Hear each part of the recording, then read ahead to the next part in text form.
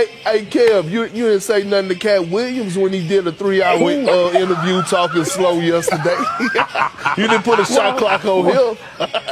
Well, do you entertain the circus or do you watch it, Perk? Which one do you do?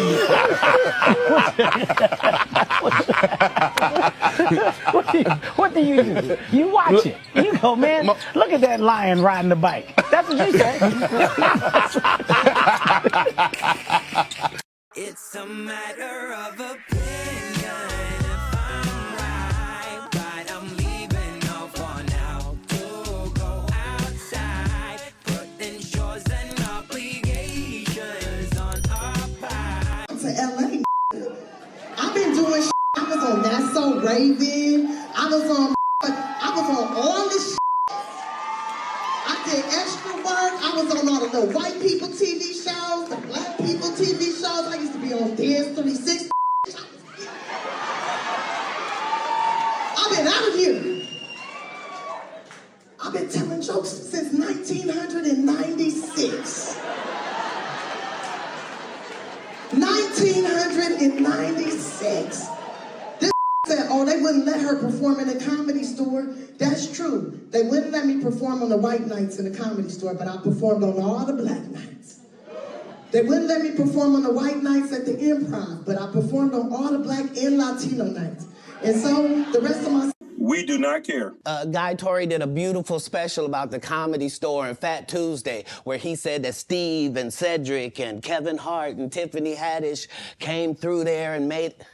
All lies. Steve and Cedric never performed at the Comedy Store at all. Tiffany was only seen at the Laugh Factory. They think they can rewrite history. You're saying all this for what? That's not what Katt Williams said about you. He basically said that you guys had a running theme that y'all performed at a specific venue, and come to find out it was all lies, which you just basically validated the lie, but you're trying to change the narrative by adding all these other achievements that has nothing to do with the conversation. Another fun fact about the New York Knicks, I don't know if you guys noticed, but Katt Williams bought the Knicks. He definitely bought it. He bought the Knicks, and it's rumored that he took the Knicks back, returned them with a receipt. Yeah, you could do that. You didn't know you could do that. The first person ever did. Yeah. Oh, they gave him a 30-day policy. He bought it for 15 days. And returned it. Yeah. That's another fun fact about the New York Knicks. He made the team. He played. He played. Oh, he played. He played with the Knicks. He played with them. That's mind-blowing. Isn't that like amazing? You gotta admit that amazing, right? Well, you know he's fast. They say he's fast. Yeah, he run a one of the fastest. 3.9. What you say? A sub 3.9. I'm almost 100 years old right now, but if we go outside right now, I can run a 4.340. Or sub. I can do a 4.16. Figured out how to play basketball from reading all them books. 3,000 of them. 3,000 a year. A year. That's 2 a day. At 6 years old. That's 2 a day. Who knew he was so voracious? At the age 7, he got accepted to I think it was Delaware University. I'm reading in multiple languages. Like I'm How old are you at the time? I'm probably reading 3,000 books a year from the time that I'm 8 years old to the time that I'm 12. Yeah. Oh, yeah. Never made public news. No. Ever. The biggest secret in the world. Hey. Smartest kid to ever do it. They kept it a secret for 48 years. Yeah. They kept it a secret, and it just dropped on us. He was hitchhiking on the side of the street at 13, so they couldn't find it. Speaking of which, Kev, you've had a busy week. Yeah. A tough one. Yeah, real busy week, fellas. A real busy one. Okay. Oh, John Morant coming in to the Lakers. Okay, I see you. Another known fact, Katt dropped him off. Oh, wow. Katt just dropped John Morant. He gave him a ride. In a spaceship. Okay. In a spaceship. Copy that. Spaceship that he parallel parked. He's doing that as his last joke on the Kings of Comedy. And he's doing it verbatim. He's just changed my car into a spaceship. I've never seen Katt do a space shuttle joke, so. Known fact, Katt Williams has a NBA basketball court in his living room. He's the first to ever he's the first to embrace a true hardwood floor. Yeah. He bought it in his home. Was he playing against that little boy that put him on the ground? Another known fact. By the way, he's fighting for the MMA championship, the 17-year-old boy. that put him in the headlock, rear naked right? choke. In a headlock, right? But it's a known fact that Katt Williams do not breathe oxygen, so it didn't bother him. Yeah. Oh, copy that. You can't choke him out. Yeah, That's you a known can't. fact. Everybody knows that. It's a He's known fact. 92-6 in one-on-one pickup game. I got a show at your hometown in Philly. I'm gonna take my special there. On that stage, we can put whatever you want. A full court basketball court, a boxing ring, 2 microphones for a rap cipher, or you can get your dusted in comedy on that stage. But it's $1 million up for each one. That's $5 million, Mr. 28 million in Forbes. I'll be bringing mine in cash, Mitch. Bring yours however you want. And since you're not a puppet, don't bring no white people with you then. That's a $5 million bet individually. You can take it all, or you can take it part and parcel. This is the new movement. I don't know about you, ladies and gentlemen, but those were some whack jokes that Kevin Hart made to try to attack Katt Williams. I mean, what did any of those things have to do with what Katt Williams said about Kevin Hart? Because when you look at it, the main thing that Katt Williams said about Kevin Hart was he questioned his rise to stardom and he debunked all the things that Kevin Hart said about his drug use. So I'm not understanding this process, but maybe you could help me figure it out. What did those jokes, which weren't funny in my opinion, had to do? How do they correlate with what Katt Williams had to say about Kevin Hart? Never been Illuminati, only Illuminati, and I only left with bitches when coming from any party. Now I'm married with kids, the evolution of life. Never been a clout chaser, never say shit for likes. R.I.P. John Singleton. You never have to flex when you earn every one of your Fast and Furious checks. Afro with the sideburns. Yeah, that's my signature. Addictions on the rise. Comedians check your temperature. Ludacris,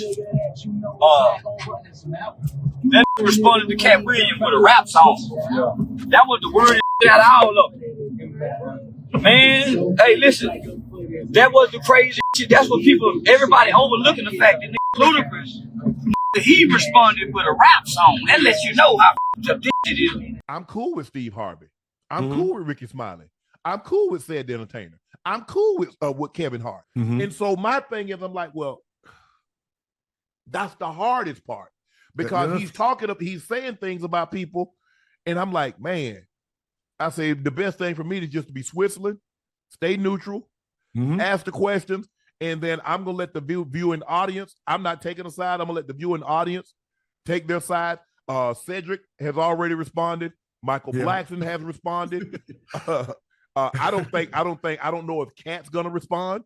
It saddens me to know that my people, the people I love, black people, as well as everybody else, but my people come first, black people, we love drama. We stew in it. We love it so much that we allow it to be detrimental to the progress of us and a culture.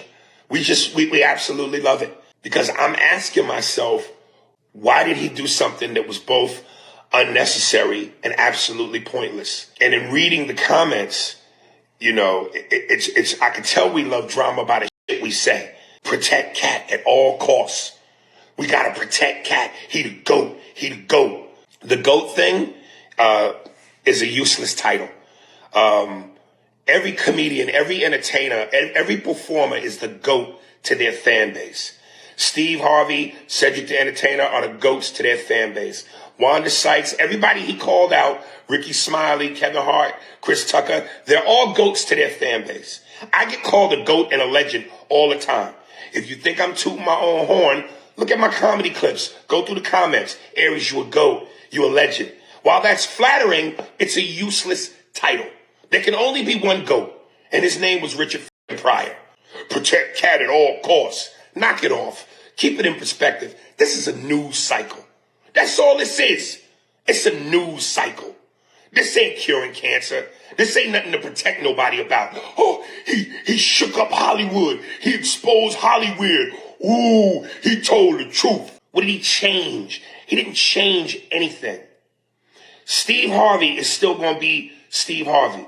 The success, the fame, the money, the momentum, the adulation, the respect, the adoration from the fans, is still gonna all be there. Same thing with Cedric, same thing with Chris Tucker, same thing with Ludacris, same thing with Wanda Sykes, same thing with me, same thing with Ricky Smiley. Everybody that he named will still go on.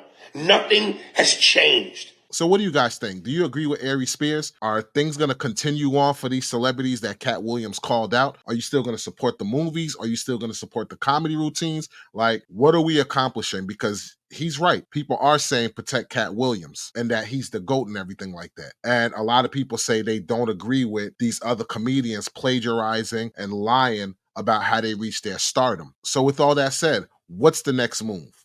I would love to hear your take on this.